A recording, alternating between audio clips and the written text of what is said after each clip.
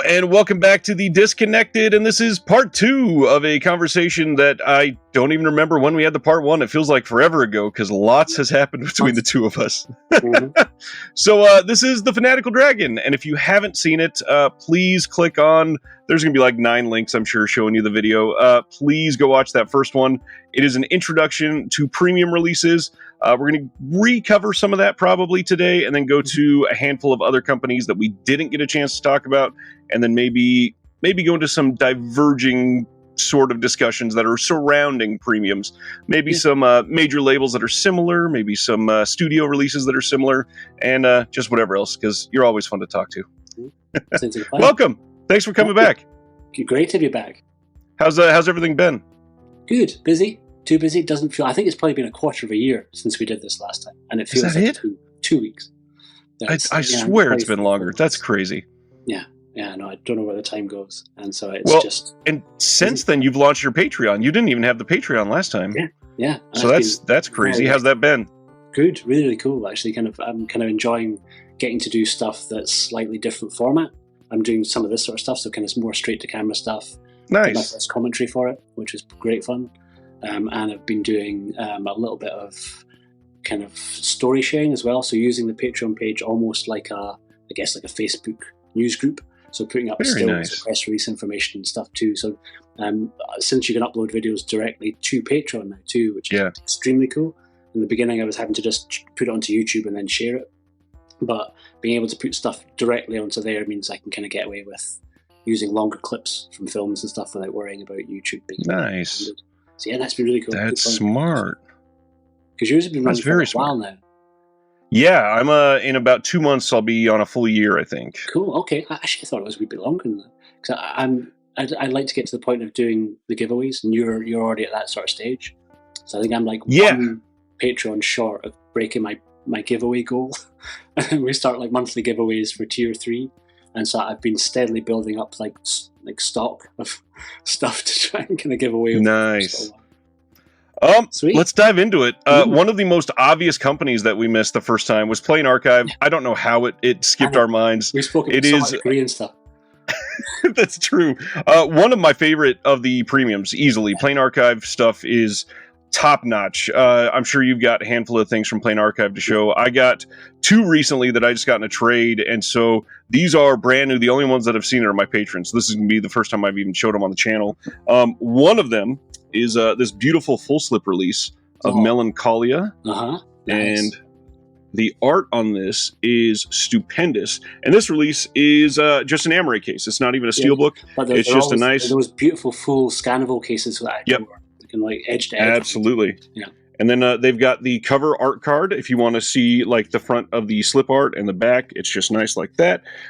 Pretty decent booklet, both in Korean and English. So you got it in 2 languages. And then the film. And I will be watching this one soon because I've not watched this in a long time. My wife has never seen it. And she's going to be introduced to this and the other one for the first time. And I'm stoked to watch this again. I'm spying that it still has its Plane Archive sticker on it. It's much coveted Plane Archive sticker, which I think if you only normally get those if you buy direct from Plane Archive. Yeah.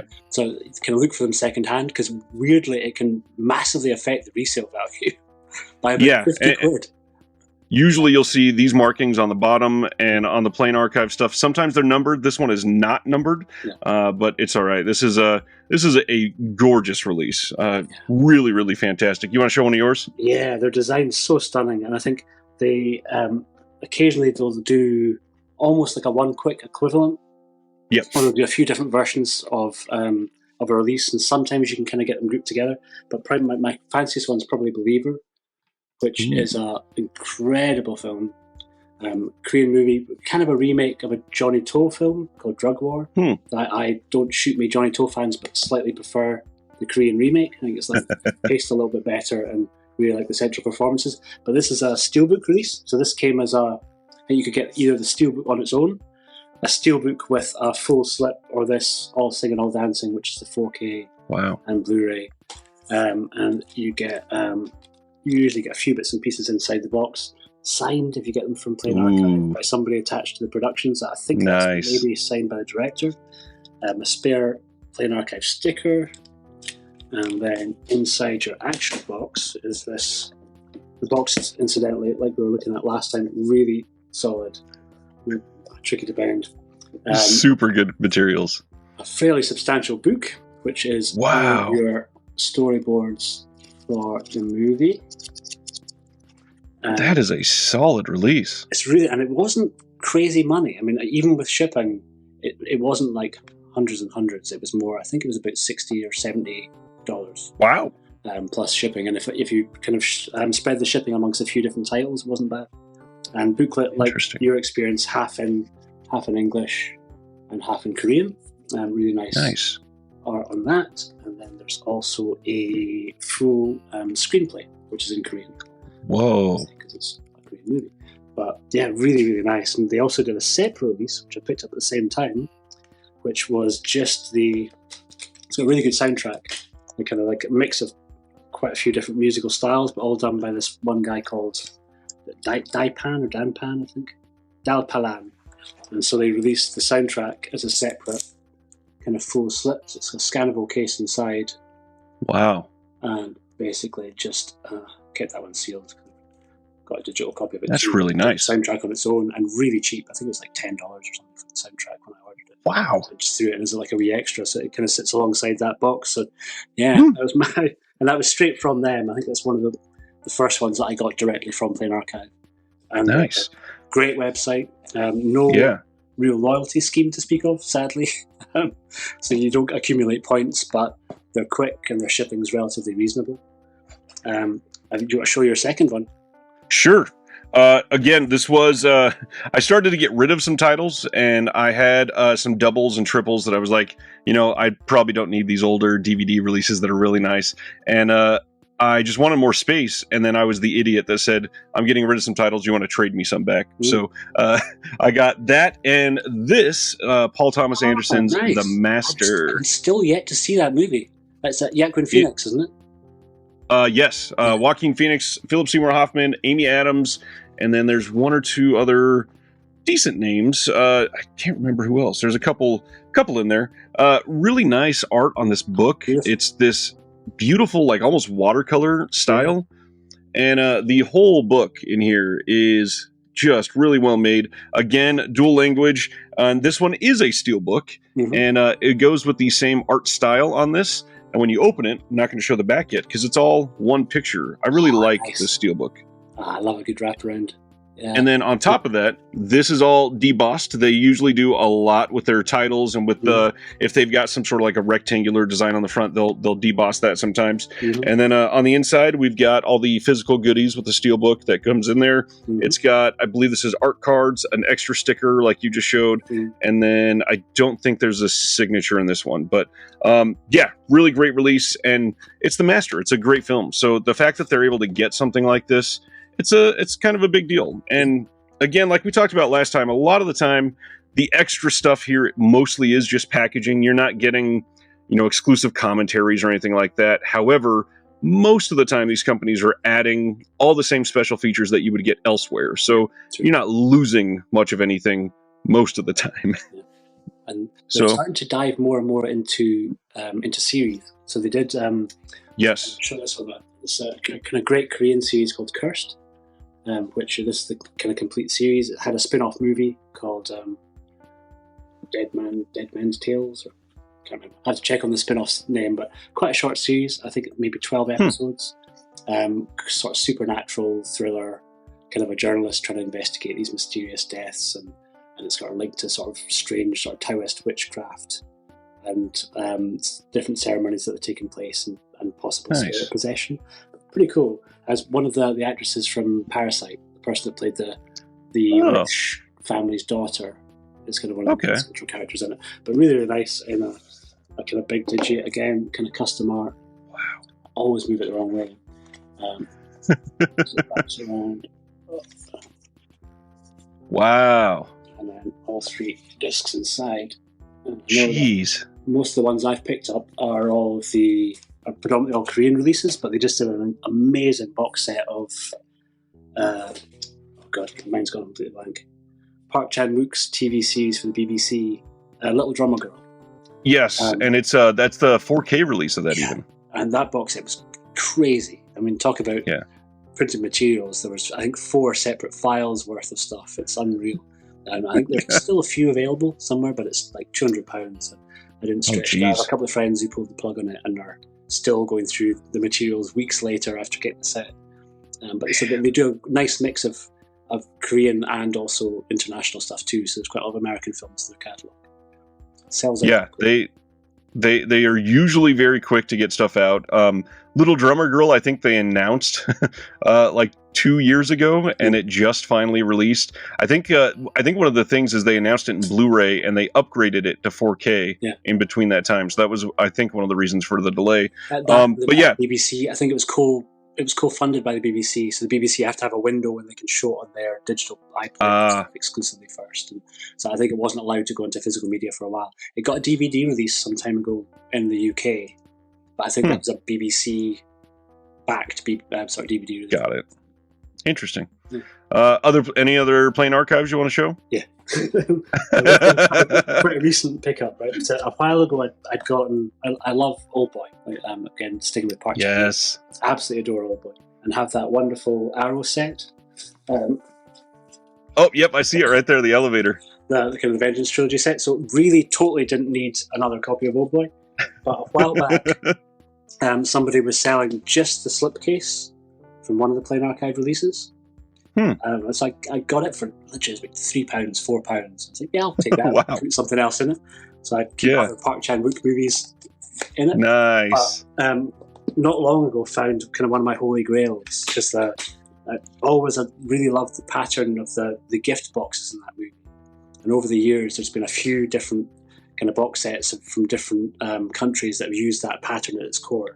And so one of the Plane Archive ones just basically turns the whole box into packaging. So it basically just replicates one of the gifts from the film.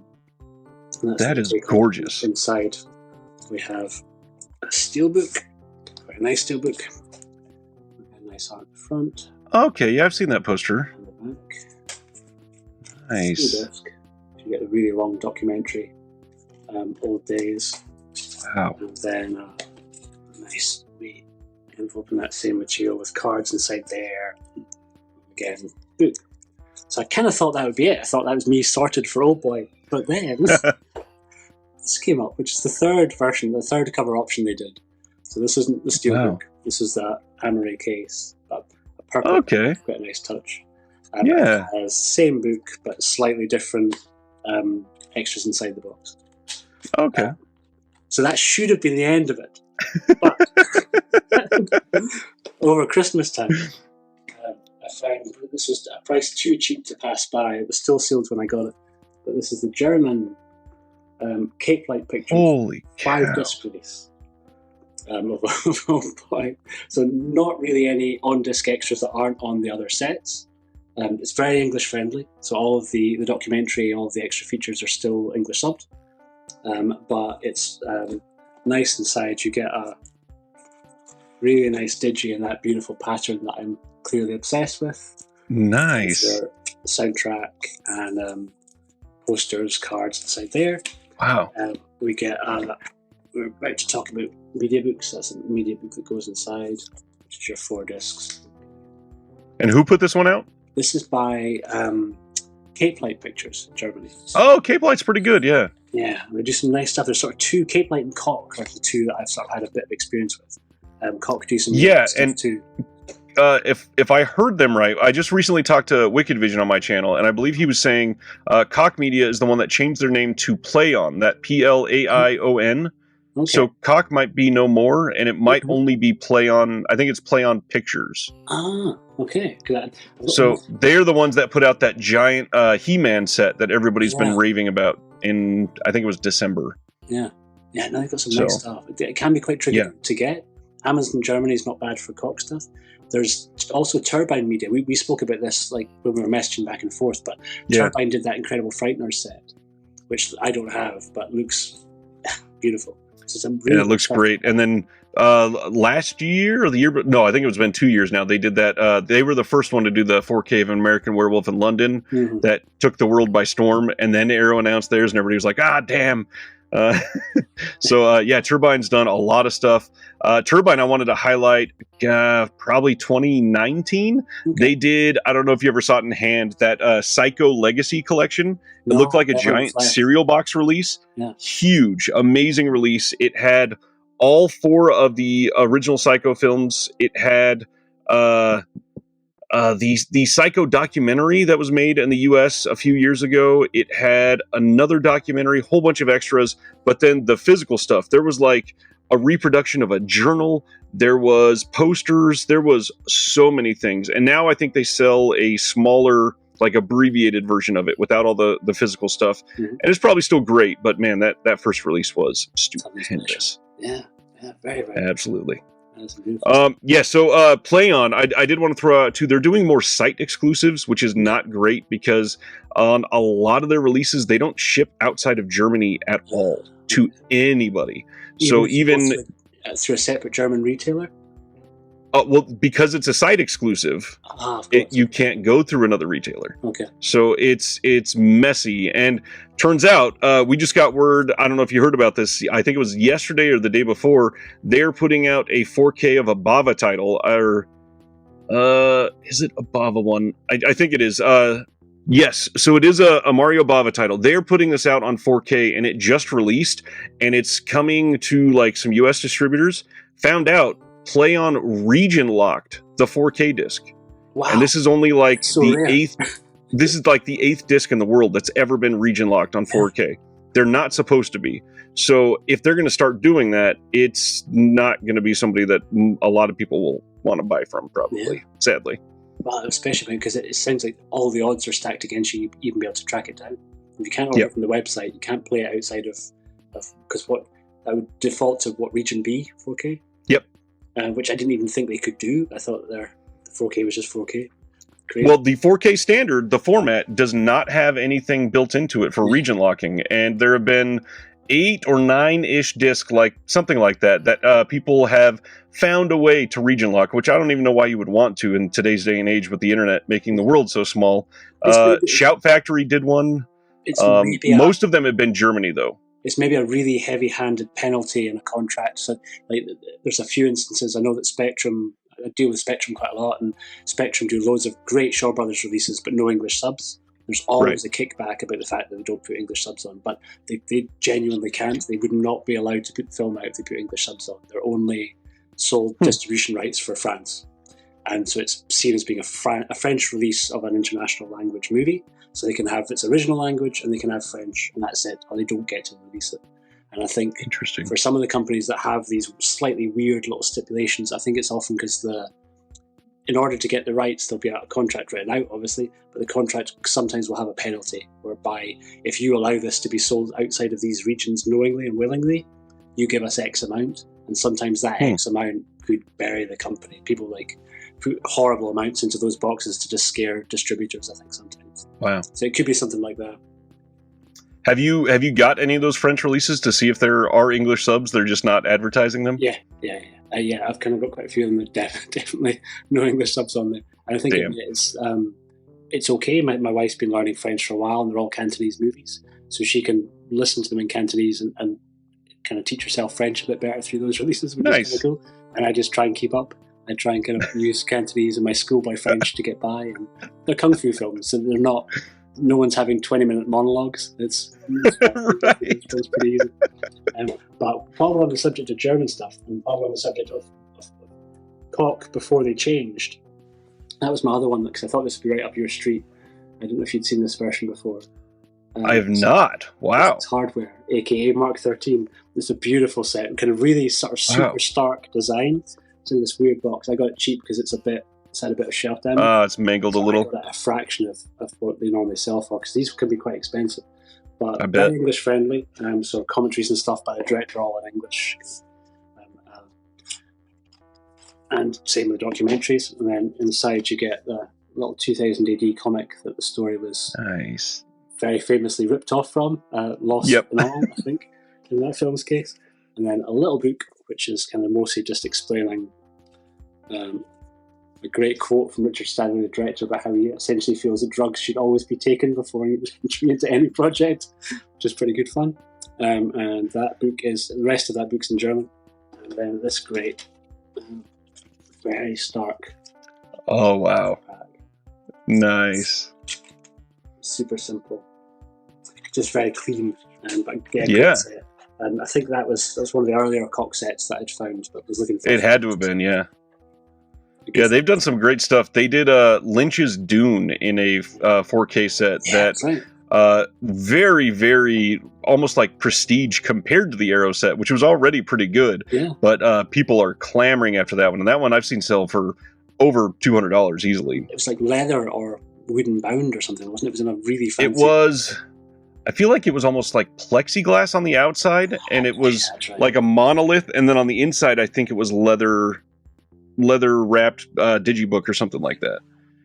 Wild looking release. It looked insane. I think even the retail on it was like $130 or something like that. So it was a little out of my league. Yeah, because it can get pricey. That was the thing we were saying last time too. The premiums really can get incredibly expensive very, very quickly. They're called premiums for a reason, sadly. Yeah. One that got expensive very quick that we didn't talk about a whole lot about last time, which I wanted to highlight because the company is no more, and I think they started working at Zavvi. Everything Blue. Yeah. And this is one of their most rare releases I wanted to show for anybody that has not seen them. This is their Shaun of the Dead set. They did one of these for each of the Cornetto trilogy films. And this one was limited to only 500, and it's got the little credit card on the back. You can see mine is number 401 out of 500. And because this one was only 500, it sold out pretty much immediately. And then the next two, they were higher numbered releases, so they are more common, which is a really odd choice for a trilogy. But they did really great stuff, and unfortunately, I think it just got too expensive for them. So they kind of got folded into Zavvi. Is that how it went? Did you hear something else? No, I think it was more victim of their own success, actually. I think it was going really well. And Zavvi basically kind of headhunted the creative team. But it's hard to know where the division of labour ends and how much they're directly involved with Zavvi. Because I think they kind of seem to do production for a few different exclusives for some of the major labels. But they were all over that Rambo First Blood set that came out from Zavvi, which was very much like felt like an Everything Blue release. I didn't manage to pick it up in time. They sold out really, really, really quick. But there was multiple versions where you could get like the steelbook on its own, the steelbook in a full slip, and then similar to your kind of almost like a one-click with the two different versions together. Yep. I think instead of doubling up on the movie, one of the one-slip boxes they'd filled with, one of the full-slip boxes they'd filled with other stuff. So if you kind of got the box, you were getting like a different mix of stuff than if you just got the full slip. Oh, interesting. And I think they did the one. Remember, I think I got my Manta Lab Ex Machina around about the same last time when we spoke, and they just announced a super fancy Ex Machina release coming from the exclusive. Like, God damn it! So I sold my Manta Lab version and got there. So I think this is an Everything Blue worked on Zavvi. That makes sense. And it's nice. I think the quality of the printing is really nice, and again, a sort of steelbook at its core, which you could get on its own. Yep. It's kind of quite nice. Still a gorgeous steelbook. I love the art on that steelbook. No, they're not doing the debossing thing, which you get with the premium labels, which I don't see too much on Zavvi. Occasionally, maybe on the sort of standalone steelbooks, but the photo book pretty nicely made and a lot more affordable than most premium releases. So I think some of the companies, by the time that we factor in shipping, the Manta Labs or the Premium Plain Archives, or some of these other companies, by the time you brought them over to you, can be into the hundreds. And I think that was maybe $49 retail for the 4K. So it's, and for you at least, it's still shipping in the UK, so that shouldn't have been awful, I'm sure. No, it wasn't bad at all. And I think there are a few of the companies in the States. Do Diabolic pull in Zavvi stuff? Are they allowed to? No. That's a big group buy site. This is a really good time to bring this up. Have you heard all of the drama with Zavvi this week? No, not specifically. So, I was going to post this, but not a lot of people are following my stuff for the premium news. So we'll just put it in this video to talk about it. They announced that they are having some sort of issues, I guess. And let's talk about this. Zavi no longer shipping the vast majority of its steelbooks outside of the UK for the foreseeable future. Just steelbooks or everything?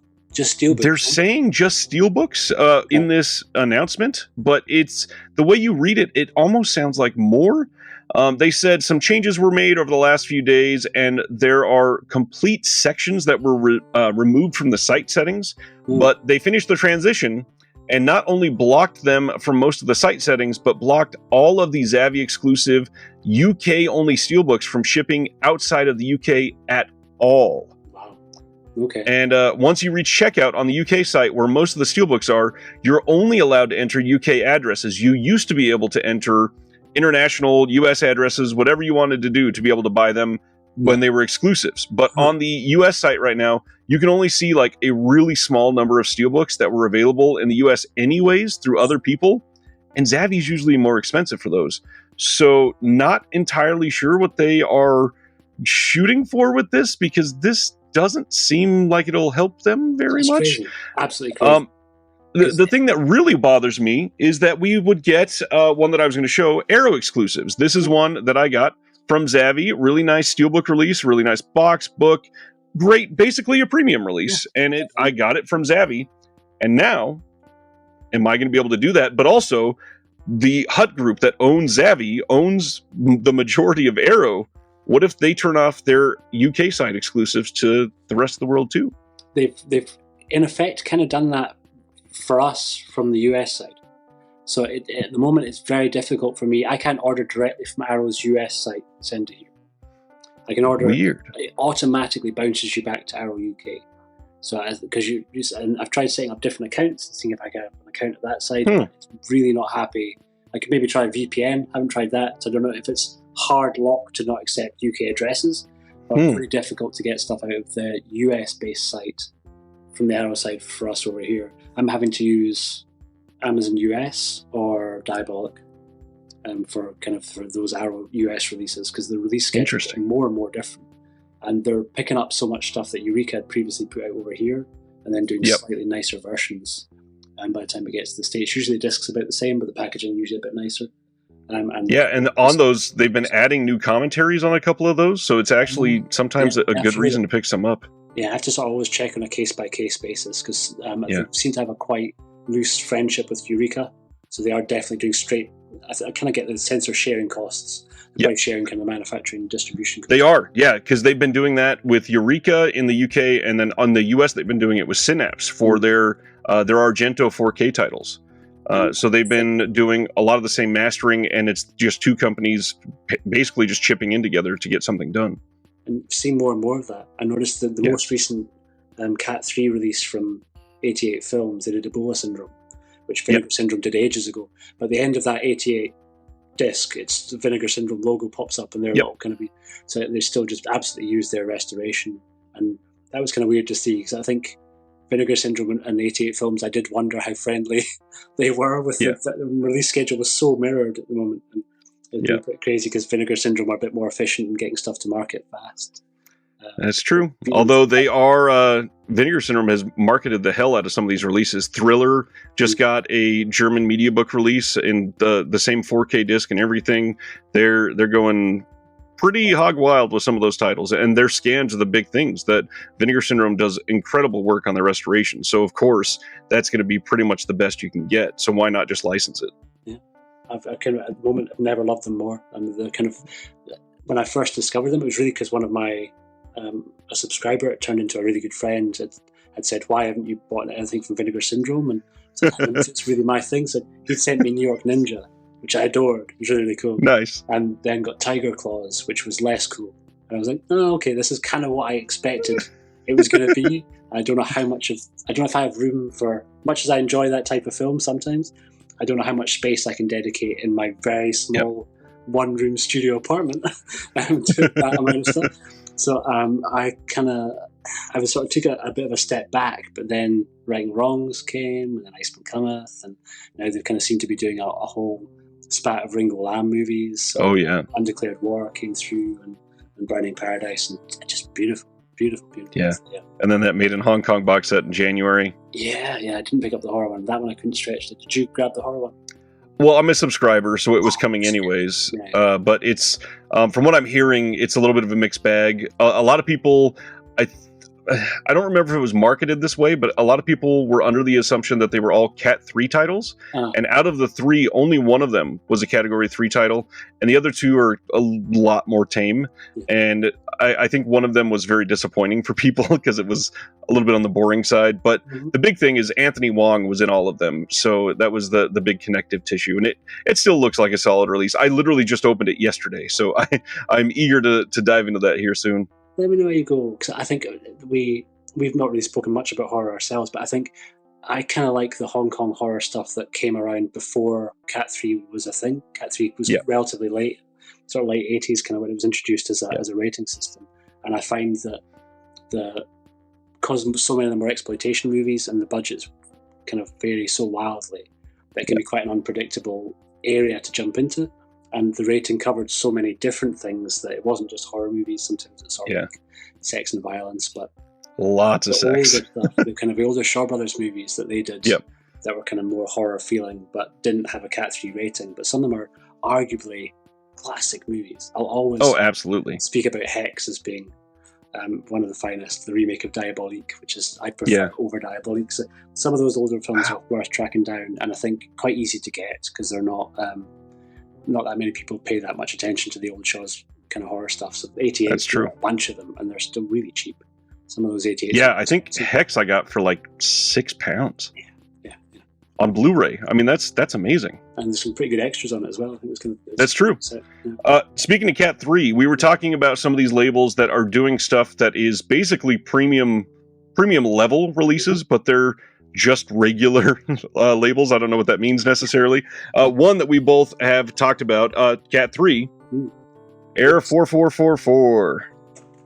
I did not get a super fancy box that you did, but I have my easy to store. I just got the slipcase. It's gorgeous.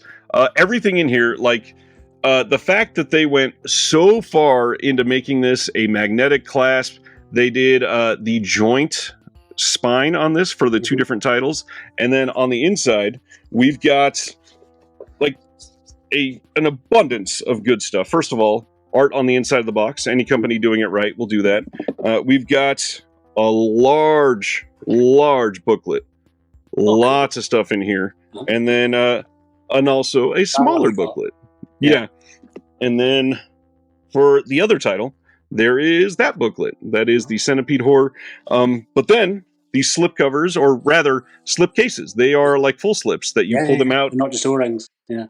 And then we got, I think these are, no, this is the one you showed. There's also an alternate slipcase for each of these that came in the big one. Black ones. Yeah, which is crazy. I mean, for a company that this is technically only their 3rd, I guess, wave of releases. This is their 4th and 5th title. That is insanity that they're able and willing to do something like this. This is kind of unheard of to have such a new company be able to dive in and put this much love into it. They're exactly like us, though, man. I'll plug on your behalf your amazing chat you did with the 2 guys because it's so good. It's so good. I mean, they weren't really on my radar to pick up one of their releases until I watched that interview, and it's like, man, I need to kind of jump on early. And the next 4 titles look even more up my street, but yeah, very, very cool. Like, even be stickers in there. I think if I was giving them some constructive criticism, and I hope that if they're watching they take this in the way it's intended, maybe get a slightly fatter box, because it's really hard to fit the amount of extras inside that box. Because I have to keep them. I think you can get the booklet on its own, but there was so much other stuff that came in a little kind of envelope, and that stuff I think you'd be hard pushed to try and find. And the poster is huge. It is huge. I think maybe it's one of the biggest posters I've seen from fill my entire screen. That is amazing. Yeah, pretty good. Look at that art. Yeah, they're doing incredible work, and all 4 of those next titles sound like absolutely essential pickups. What's funny that you brought up that you weren't paying attention to them until that chat. As I was having that chat, literally during, one of the things that they said was, we are very into the packaging. On every release, we're trying to level up. And the moment they said that, I was like, oh, me and Dragon are going to love these. Yeah, man. That's what worries me, though. Where do you think they go from something like this? If this is release 4 and 5, what is release 6 going to look like? I think they'll probably just refine, because I think there's a few, like I was saying about the size of the boxes and just fitting everything inside them.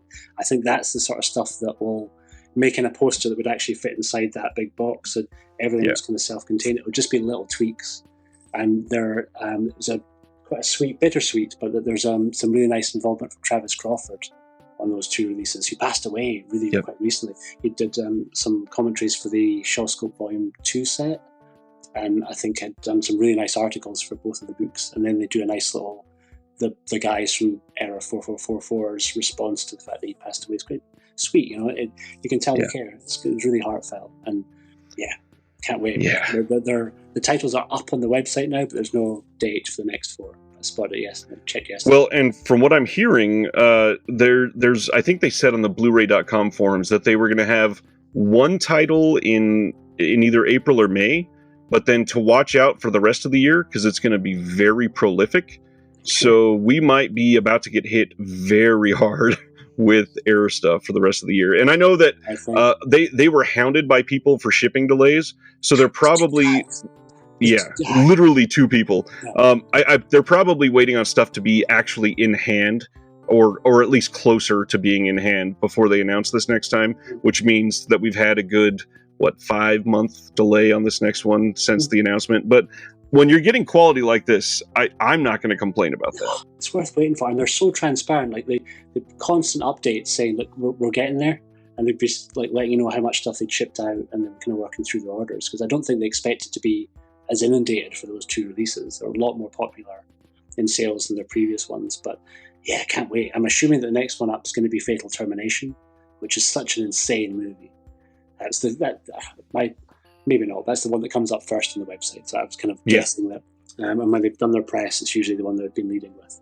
So my gut would say that's probably the one that will come out first, because it's the most no-brainer of a film to sell. Right. If you're especially if you're doing it by itself. Yeah, and I'm really intrigued to see what they put together for it. Yeah, I can't wait. While on the subject of new labels, I'll slip this one in, because I'm more in the really impressed with the company's kind of after sales in this instance. Chameleon Films. And I think on one of your chats, I'm sure Flip had spoken, I think just after he maybe saw Exiled, I'm sure it was Exiled he spoke about. But they've only put out 3 titles so far. So based in Australia, alongside Impact and Umbrella, but the moment focusing on Asian cinemas. They did 2 Johnny Toes, they did Breaking News, 1 Japanese movie, Summertime Machine Blues, and Exiled. But quite quickly people asked, like, why didn't you do like slips for them, like after they came out? And so they ran polls on, I think, on their Instagram and Twitter and on Facebook, and the overwhelming response was, yeah, we'd kind of like slips. So they've retroactively made slipcases for their first 3 releases, and they look nice. Very cool. I think it's like £9 for all 3, which is priced really well. And their next 2 titles come as a double pack as well, another Johnny Toe, which comes out quite soon. So I think it's rare for me to get a label I want to try and get every single number, but I kind of get the sense that these guys are. I didn't get there in time for Era 4444, and I think it would break the bank to try and get their early releases. They've already skyrocketed. But Chameleon, I'm going to try and see if I can kind of stay the course, because really, really impressed. The on-disc extra is phenomenal as well. I don't know if it's the same shipping to you, but the slipcovers, if you go to order those to the US with shipping, it is, I think, $24 overall. Okay. And if you go and add that next double feature of Election and Election 2, your shipping doesn't increase at all. So if you were going to just buy the slipcovers, you may as well just get the next release at the same exact time and save on shipping. Absolutely, yeah. And so it's very fair. I saw them on somebody's page. Somebody was definitely importing them. I think it's maybe Orbit or maybe Diabolic, but I want to say it was Orbit. I think they had them in their sort of in-store new deliveries or new arrivals. So I'm sure if you didn't want to pull them over, same with Imprint, you can find a couple of the US distributors who do the heavy lifting of importing it, and then you can just get from them. Oh, yeah. But I think their shipping's reasonable, and they did there was a great package price for those 3, which you kind of wanted to get all 3 together, that you saved a little bit more too. and just really cool. This good. And those first 3, I don't think they were limited in what they've sold so far. No, Even if you buy them now, you get the exact same thing. Yeah, totally. And I think the slipcase is limited to 500. I think for the earlier releases, but that'll be the only limited element, and they're all going to have them moving forward. So, yeah, very cool. It's a nice choice. Let's see. I've got a couple more exclusives, and well, actually, you just mentioned one company, and we were talking about regular labels that are premium adjacent. I wanted to shout out Imprint. They just put out their first 4K of the War of the Worlds, and it's got this J card that's kind of just messy, but the box itself is a hard box, like a full slip. It is a lenticular, lenticular cover, kind of hard to see on the camera, of course, but it is with a booklet and a steelbook. They did their first steelbook as well, and it is fairly well made. And when you pop it open, it's got decent art. You've got the 4K the cover image is great. Yeah, 4K disc and the Blu-ray disc. They didn't do any new features, unfortunately, but the big deal is that it's their first 4K. And they went back to their first spine number, and they just put out the exact same film, exact same features and everything. But yeah, if they're going to do stuff like this, it's going to be high quality. And a lot of the Imprint stuff, I mean, I just happen to have one of their other things here, like their release of the Killer Elite. This is a hard box. Beautiful. Multiple cases on the inside. It's just very well made. Their stuff is always high quality. So some really interesting stuff coming out of Australia. Umbrella too seem to be upping their game. They did that crazy release of Megaforce. Yeah. And I just saw them doing a Bittersweet Life. I just announced a Bittersweet Life, which looks so beautiful and such a wonderful movie. That and Teenage Mutant Ninja Turtles and Smell-O-Vision. Yeah. Or Stinko-Vision, whatever they called it. Yeah, and then they're getting the Weird Al Yankovic movie from last year on 4K. That's the first one with Daniel Radcliffe in it. It's the first physical media release announced anywhere in the world of that movie, and it's coming out on 4K from Umbrella. Very cool scoop. Yeah. And they're picking up Eureka titles too. They've got Iron Monkey and Zoo Warriors from the Magic Mountain coming out too. Just it's great. It's cool to see. I think, like we said last time, a rising tide lifts all ships, and I think it's exactly fine to kind of have these little pockets of great kind of new independent labels at different parts of the world. Cool. Certainly. These two, one of these, I was going to ask you a question because maybe you know more about it. I had never seen any other release from this company. I don't even know how to say their name right. It is D apostrophe AILLY. I think it's a French company. Have you heard of them? I assumed it was Daily or Dally, something like that. Give me the spelling one more time. D apostrophe AILLY. That's a completely new one on me. I've never heard of that.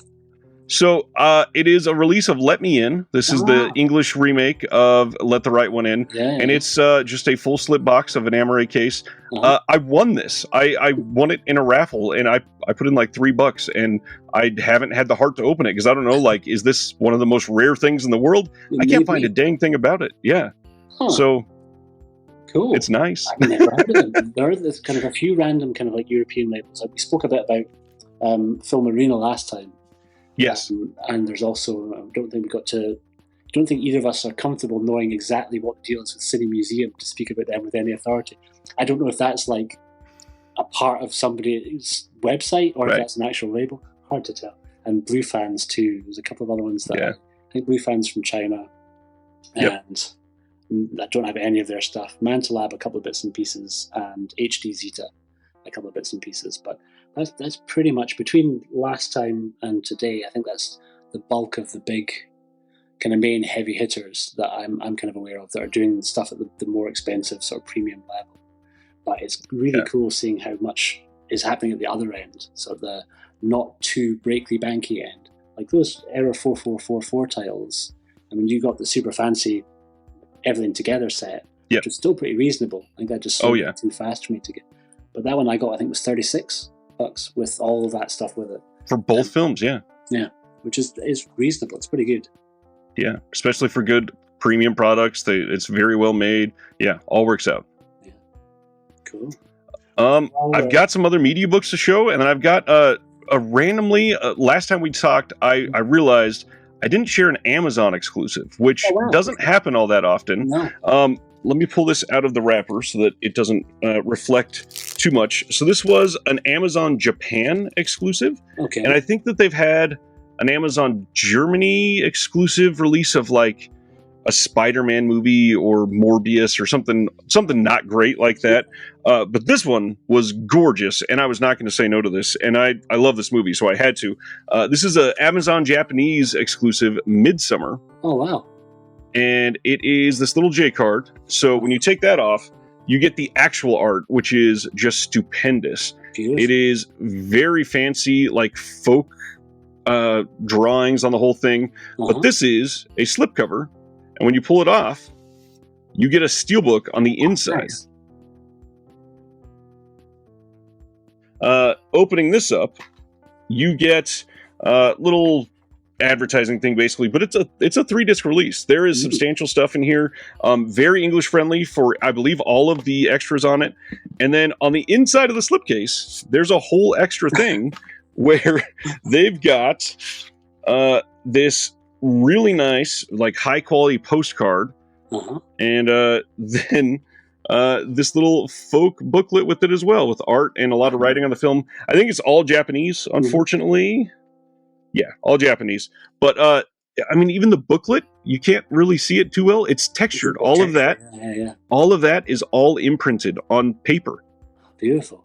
It's intense. It's amazing. Nicest version of that I've seen. I know that A24 did, because that's an A24 film, isn't it? Yep. A24 did a kind of book version of it that kind of came with one disc, but it was a weird size. And yes, it is huge.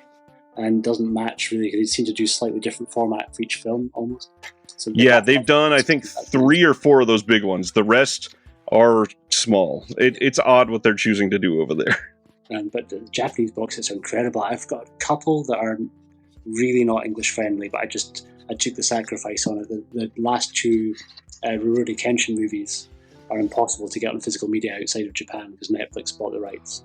So I think these 2 are those, but they're not English friendly at all, but it's fine. And then probably right behind my head are old Japanese DVD box sets of the 2 Kill Bill movies that are nice, loaded with some great stuff, and they're very cheap. Like, you do see them going for crazy money, but don't pay crazy money. You can get them for maybe $15-20 each if you're patient. Yeah, and they're the totally uncut versions of the movies, so it doesn't go to black and white in the first movie. It's all color all the way through, lots more blood and lots more mayhem.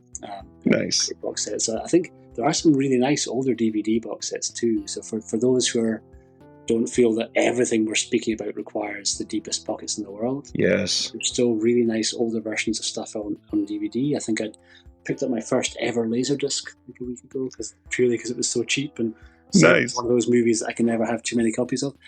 So I have no Laserdisc player, but me neither. And I think I've got 3 Laserdiscs. They're cool. They're so weird. I try and trick my nieces. My nieces are quite young, so try and tell them this is our normal audio CD. This is what they were all like when it started. Like our CD Walkmans were basically the size of a backpack. You had to keep it level all the time, or the world would end. And see if I could get it by them. Good. You wanted, speaking of things that are not too expensive, you wanted to mention Criterion. Yeah, a little bit. Criterion, just because after I think quite a difficult period for them over the last little while. And a huge amount of layoffs recently. They had to let a lot of staff go, and I think moving forward, their budgets are a little bit diminished for some of their special editions. But they're announcing some interesting stuff, and they're kind of, I feel, getting back to stuff that's going to draw in idiots like me. So I agree. The Infernal Affairs, one of the nicest things I've seen them put out for a while. The box is pretty well made, kind of nice booklet with it, some kind of great extras. Nothing too new. They're all extras that were on older releases. But it kind of made me laugh when I saw their cover, because I didn't have a thing about making fake Criterion covers myself for stuff that I don't know where to put, and so it ends up in the Criterion cupboard, and I'll make my own art so I can put whatever random films. I'd done it ages ago for Infernal Affairs myself. And then when it came out, and I started almost convincing myself that, you've seen Amelie? Yeah. In an almost Amelie way, where she thinks the photographs that she's taking are affected. I'm now just randomly making Criterion boxes for things I want Criterion to put out, and seeing if I can will it into existence. But no, it's really nice to see them doing more Hong Kong, more Asian cinema. And a few new announcements. Eastern Condor's coming this year from them. which is such an incredible movie. And the Last Hurrah for Chivalry, the John Woo film, yeah. Mm-hmm. I think both previously available from Eureka, but both on double or triple packs. So nice to get them as an actual standalone. Should be very, very cool. And I think Criterion, don't count them out yet. I always think they're kind of starting to lose out too much to the new blood, but I think they've still got a trick up their sleeve or two. Hopefully we can see some more stuff. And as a reminder, a lot of their old stuff was very high quality, and that's why when we talk like this, it's not because they've always been bad or they've got this reputation and now they're just terrible, and they're not even terrible. I feel like they've announced better titles than they have in years over the last 6 months. Yeah. But something that they used to do, some of their limited edition releases, like this is the Zatoichi box set. This is still my favorite single box set they've made. This is just like highest quality that you could possibly hope for in a release like this. Some of the best art they've ever done. Absolutely gorgeous to behold. Tons of discs. And then, of course, nice hardback box on the inside. And it's just a wonderful release. This is something that you don't expect from current Criterion. So it's nice to see them putting out titles that people are excited about, because for a while, not that nobody was excited about them, but a lot of people that used to be major fans of Criterion were just kind of, but it's Criterion. Yeah, there's just too many other people doing too much interesting stuff. But I think if they re-released that Showa era Godzilla box set and that Zatoichi size, I think they make a mint. They can resell it all over again even to the people who bought it before. That was the one thing that always put me off that big Godzilla box, is I physically can't fit it anywhere. I had it and I sold it almost immediately because it is overbearing. I don't like the design of it. And then on top of all that, I watched one disc and it was the original one again, and it looked good because that one's always looked good. But supposedly the rest of them look awful, and Toho only granted them like really terrible scans of everything, which is you don't really want that when you're spending $125 on a collection like that. Yeah, it's a shame. I think sad. Hopefully there's scope for somebody else in the future to kind of revisit that. We'll see if they kind of get some more love. But after that Zatoichi set, you reminded me of one thing I put out to the side. This was another silly custom that I made. But this would be my Criterion. If you're watching, put all 3 Hanzo the Razor movies onto a set, please. I made a silly case. Nice. I think Eureka previously put out its DVD. Have you seen the Hanzo the Razor movie? I've not. A lot of the deep cuts I've not been able to get to yet. That's the same actor from Zatoichi. And he made 3 films of the same character. It's called Hanzo, and he's a sort of police detective. But every case works out the same way, which is he'll meet somebody, invariably it'll be a woman, she doesn't want to speak to him, he'll sleep with her, she'll tell her everything because of the unbelievable power of his manhood, which he spends a long time exercising, which you see in weird montage sequences in the film. They're pretty great fun. They're quite cheesy, but great fun. Really funky soundtrack. Excellent. Like, DVD from Eureka. But you're bringing up customs. You want to talk about some customs that you've been diving into? I think partly inspired by one of my subscribers who kind of put me in touch with a guy who has a little Etsy store. And by pure coincidence, I think the guy who told me about this, the Etsy seller, is based in the States. The Etsy seller is based in Glasgow, which is 40 minutes up the motorway from me. It was really weird that he was so close by. But he makes basically custom O-ring or full slip cases, and is dabbling at the moment with doing hard slips as well. I think still working out the logistics of that. But his full slips are incredible. So I think I showed you a couple of things. We'll start with the ones that won't be so easily identifiable, and I'll show stuff that people will be able to appreciate the quality of a bit more. But yeah, that was an extreme job. Kind of the Korean movie I was telling you about before we started, which is all about cops who go undercover at a chicken restaurant to stake out these gangsters. The chicken restaurant starts becoming incredibly successful, so they end up basically almost doing better as chicken restaurant runners than they do as cops. But the 2 stories converge and they save the day. But he made me a wonderful, completely wrapped around with fried chicken slipcase for that. And then he always sort of throws in really nice quality postcards, just as a little promotional card to say thank you for ordering from him. But he'll do a different one for every order, which is a really nice touch. So I'm going to do one for that. He did with a great anime series called Ida Yoshiki. I kind of want to use the artwork from the original manga books for the case again. Different artwork. Oh, wow. And really beautifully made, nicely printed. They're decent. They're not too flimsy. And I started throwing them slightly weirder requests for different sizes. I think I had an old 30th anniversary version of Blade Runner, which originally came with a spinner toy. I think there was this one for anybody who's box, and I got it secondhand without the toy, so I had basically the stuff from inside it. So he made me first off a nice O-ring for it. Nice. Literally different image on each side, and a slight texture to it. If you're close enough, it's got a really nice quality of card that he's printed on. Oh, interesting. Again, sent me a little extra postcard that he'd made of some random image. I've no idea where he found that one from. And then sent a really nice outers. This is kind of the outer full slip. So one of them flapped all the way around.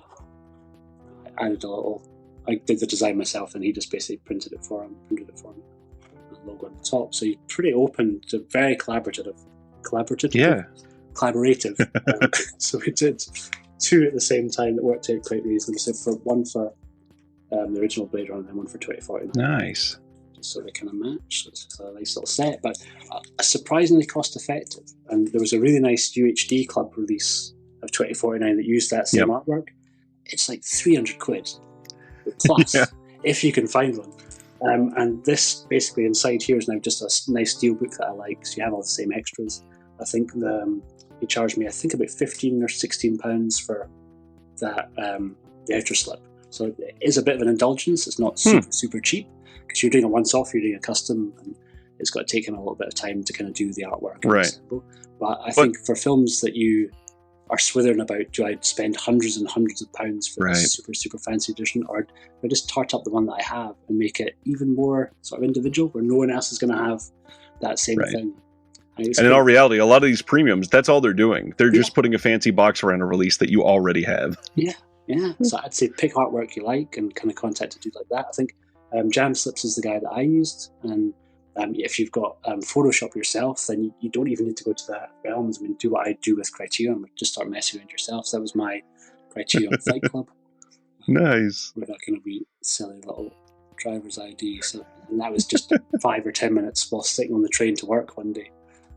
It's a good fun. So I'm all for customs. I think some people, I know, look down on them and see it as being not a real collection that way, but whatever. I'm a big fan of customs that will enhance what you have, especially rather than like destroying something that already exists. I don't know. I just can't bring it to myself. Like, I know that there are some people that do custom steelbooks. So you'll send them a steelbook and they will literally ruin what is on there and paint over it or print over it. And a lot of them, they're not super high quality. They look like it's literally a laser jet printer doing these. And in many cases they are. So not a fan of those, but like the, I happen to have them right here. The Halloween releases from Scream Factory that are all hard boxes. They've now done, I think it's 8 total films. And the crazy thing is they were required to sell the parts 6, 7, and 8 in a box set together. But they wanted everybody to be able to match it in their collection. So they each came in these hard boxes, but in a really crappy quality, like outer cardboard box. It's awful. And somebody on Etsy took it upon themselves to make a box that will fit all 8. So you have the whole chipboard box with the 8 hardboard boxes on the inside, and it's sized perfectly. So you can find a couple people on Etsy doing that. That kind of thing is great. I love that kind of thing. Yeah, awesome. Let's see. I think we got 2 things left, and I know you got to go soon, so I will go quickly through these.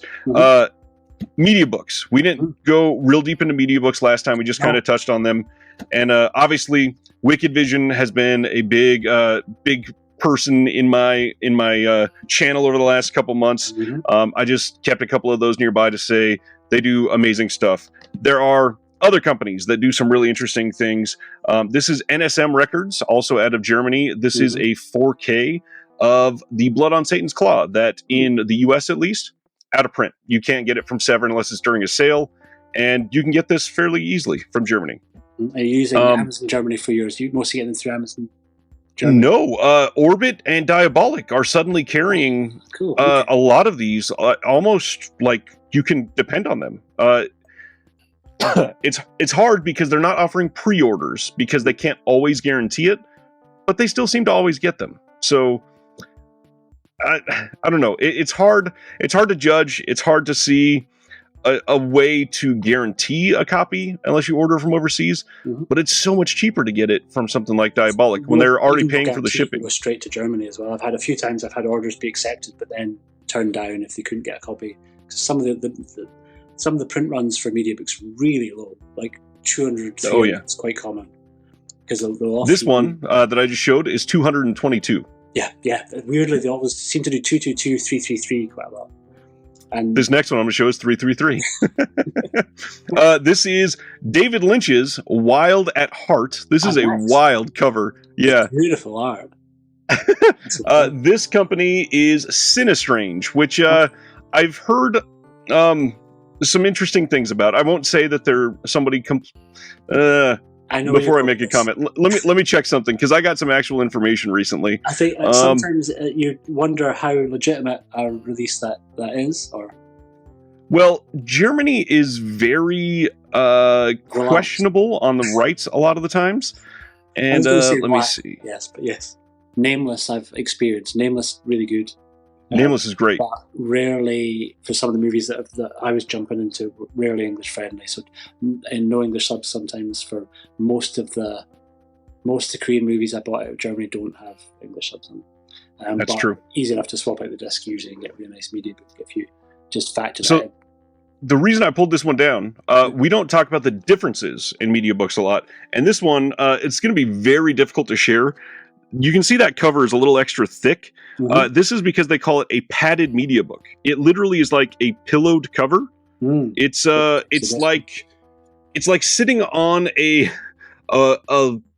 latex covered chair in a greasy diner where it's fairly stiff, but you can dimple it in just a little bit, and it's got almost that exact texture. It's odd, but they're very nice, and they do some big ones too. 84 is another media book company. This is one for the From Dusk Till Dawn trilogy. It says all of the films, and it is a very thick padded media book. Yeah, and it's got 4 discs or so inside there.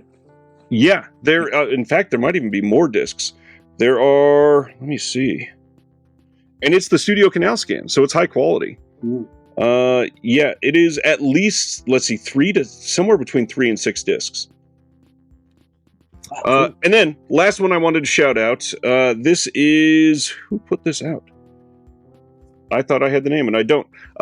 Some of the A24 films have been being beat to 4K. I haven't seen that in the wild yet, but I'd seen that on German Amazon. That's beautiful. Yeah. Really, really nice. Yeah, and this is the first place that you could get this on 4K in the entire world. So this X was in 4K over there. Alex Garland's Men was in 4K in a media book and steelbook in Germany. So yeah, Germany is a great place to keep an eye on. They do some really great stuff. Beautiful Everything Everywhere All at Once as well, with that original really great kind of like the wild poster that was on. Yes, I might have the steelbook nearby to show you. Yeah, I got it. The one from France. Oh, nice. I was impatient. I got the Best Buy for the 4K. Nice. Kind of the googly eyes cover. Yeah. Which I briefly showed last time, I think. But yeah, they do some lovely stuff. And I think sometimes you're just buying just for the cover and for the packaging more than for another copy of the movie.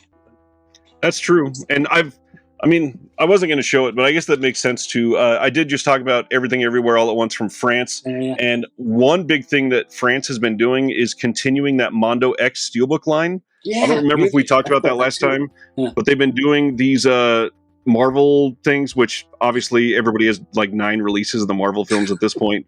But yeah, they just did, I think, 5 or 6 more.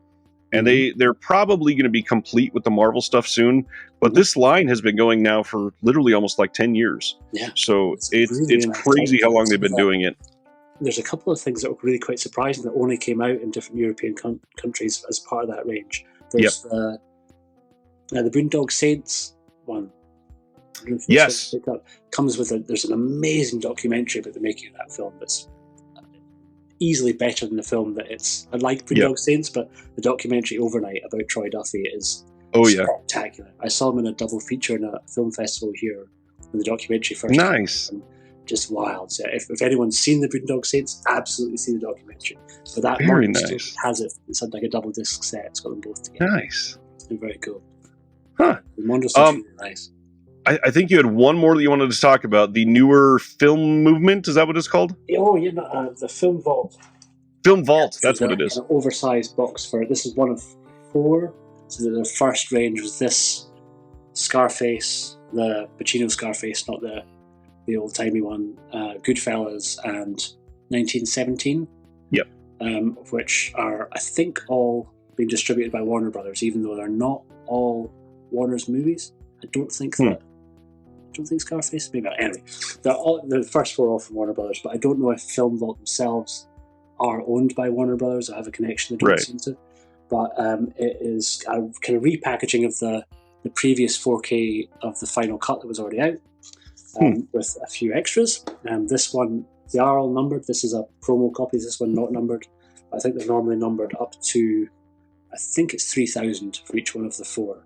So not super low, but magnetic box, and inside a big kind of envelope, which we'll take a look at in a second. The discs are weirdly in this sort of CD-sized case, digi, but the quality of the printing's pretty good. They're not super cheap, and I think they sold out quite quickly, about £50, I think, retail. New discs right now. Crazy. But it's kind of an unusual format. I think they're kind of going for something that's going to try and, I guess, make them stand out from the crowd a bit. And the fact they'll be bigger than anything else on your shelf. Right. And then you get a little plaque, I think, for each film. So this seems to be quite a uniform extra, unlike the Titans of Cult stuff, where they did a slightly different extra each time, and sometimes they were kind of cool. I mean, mini steelbooks were quite cool. Sometimes they're a bit useless. And, so the Titans of Cult I could take or leave, but this is pretty nice, and I think the quality of the printed extras inside. There's a really good. If you're a fan of kind of geeky blueprints, which I am, a nice fold-out blueprint of the spin. Oh, nice. Which is pretty cool. Which would be a nice thing to frame up. And then original production sketches, and yeah, I was a big fan of that, with double-sided, each one different on each side, so you're getting kind of storyboard pictures or a little bit of text on different things throughout each of, I think it's Sid Mead's original concept designs for the world. Pretty cool. I think this was the only title that jumped out at me. The other 3 I probably wouldn't run out and grab after checking this one out, because it's quite a specialist-y thing. But Blade Runner I absolutely adore, so it was this one I was excited to try and track down and check out, and I think it would have been nice if it had all of the on-disc extras from some of the previous versions. There was a really nice 5-disc Blu-ray, not 4K, just a kind of 5-disc set. I don't think it was a final cut. The one that had like all the work prints and had the original theatrical version on it. It had like maybe 3-4 different cuts of the film and loads of documentaries. It would have been great to see those extras coming over, because they're all on the anniversary extras, anniversary editions and stuff. Right. It's a shame when a newer version comes out with sort of less than the older ones, but it is what it is. But yeah, that was our other one that was on our wee list to mention. And I think other than that, was one random collecting tip that I had. Because I don't want. I know that FOMO is a thing, and kind of people sometimes worry if they kind of can't keep up with this sort of stuff. I was going to speak way at the other end of the price spectrum. So literally, this is the $1 club collectors, where so many computer games came out with steelbooks when the PlayStation 2 came out and PlayStation 4, and some of these steelbooks were very cool, and a lot of them were branded in a way where it's not obvious what they were for. So I got a great James Bond one. It's literally just, that's it. So it could be for anything, which I use for Casino Royale. It's where my Casino Royale Blu-ray lives. And a pretty great one for, I think this is for the Alien vs Predator game, but it's still interesting. One of the Alien steelbooks that I've seen. I'll take that out of the bag. And again, £1.50. You can find these secondhand all the time for next to nothing, and just use them for whatever you want. So that's where I keep my Predator Blu-ray license out there. Nice. So there are always kind of cheaper ways to kind of add to the collection. I don't want people watching this sort of thing and getting bummed out by it, and being like, "Man, I don't have hundreds of pounds to drop on one single box set." But it doesn't need to be. That's smart. I think I've gotten, unknowingly that you were going to even bring that up, I think I've got 2 of those. One of them was an NBA 2K or something like that. Mm-hmm. That I grew up in California, so I grew up loving the Lakers. And when Kobe Bryant passed a couple of years ago, it was a big thing for me. And they put out like a legacy steelbook with him on the cover, and it's gorgeous. And it came for a game. And I don't have the game, but hey, I bought the steelbook for like $1 or something. Why would I say no to that? And then there was a Lego game that they released a few years ago with a gorgeous steelbook, and I was like, I don't have the steelbook for the Lego movie. This is perfect. Yeah, I think it was like $5 maybe at Best Buy.